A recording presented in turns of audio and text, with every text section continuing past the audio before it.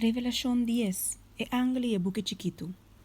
E me mira outro ángel fuerte abaixo do cielo, vestido com nubia, e estava tem regenboog riba sua cabeça, e sua cara estava da maneira solo, e sua pia não estava da maneira pilar de candela, e estava tendendo sua mão buque chiquito que estava a abrir.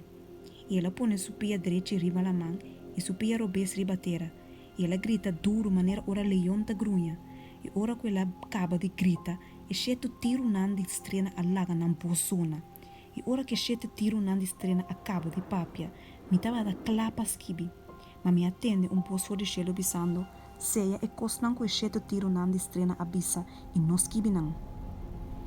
E a angel que me mira para riba la mão e riba terra, alanda sua mão direita na cielo, e a ura para sunco tabiba para sempre e sempre, quem a cria cielo e a cosnan que tendente, terra e a cosnan que tendente, la mão e a cosnan que tendente, que lo não tentar dança mais. Mas dengue dia nang dia boss dia de sete angel, ora que ta clapa toca, é mistério de Deus tá cumprir. Maneira ela anunciar na sua servidona e profeta nang. E a boss que me atende for de cielo, me abolbe tende ta papia como bisando. Vai coe buque que ta abrite e mande angel que ta para riba la mão e riba terra. E me abai ser que angel e abisse pa doname e buque chiquito. E ela abissame, tu me e come. E ela, se boss toma amarga, mas dembo boca ela ta duche maneira miel. Me atuma e buque chiquito for de angel sumang e a comer, e e tava ta duche maneira miel de mi boca. E ora me acaba de comer, mi stoma vira amarga.